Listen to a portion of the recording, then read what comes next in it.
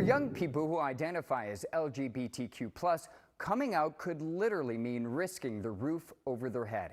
Madison Carter is digging into why so many homeless youth are part of this community and how an Atlanta nonprofit is fighting to give them a place to call home. A lot can be said about Ivy.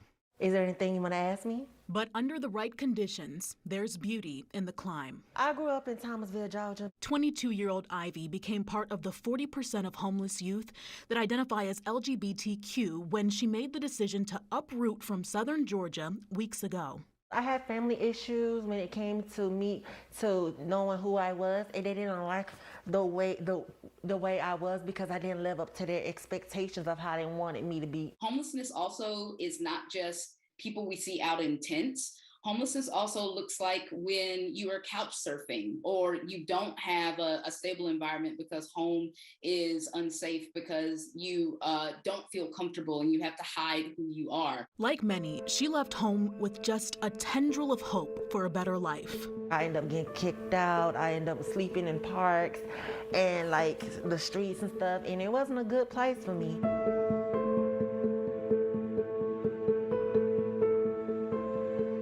Ivy ended up at a facility where all seemed lost before she found new, more fertile ground to stand on here in Atlanta. Most of the time, yes, because they're coming off the street. So definitely there's some type of fear. They're running away, especially from family. She now lives at Lost and Found, a safe haven for LGBTQ youth aged 18 to 25 inside Park Avenue Baptist Church in Grant Park. I've gotten fed, I done got a roof over my head, I done got a bunk bed, and I can watch TV. For many, it's a safe haven from more than just what they faced at home. The trauma of experiencing the rejection and abandonment from family members can also, unfortunately, in the most extreme and tragic instances, result in life-ending consequences. And so there's a link between suicide and homelessness. But we also see high rates of depression, anxiety, high-risk behaviors. But this is just a place to get grounded. All good things come to an end, and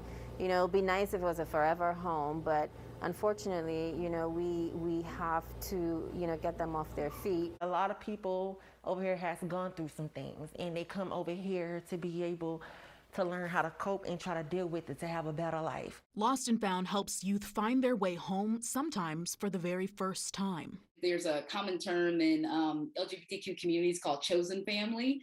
And so there are other adults and other people who can be safe places. A lot can be said, but few things are true about Ivy. It is determined, it's constantly growing toward the light, and she is sure to take over. If you have the drive to do it, and you have the passion to do it, and you're urgent and you got that energy and that craving to want to do what you love, then you'll be able to get it done just like that.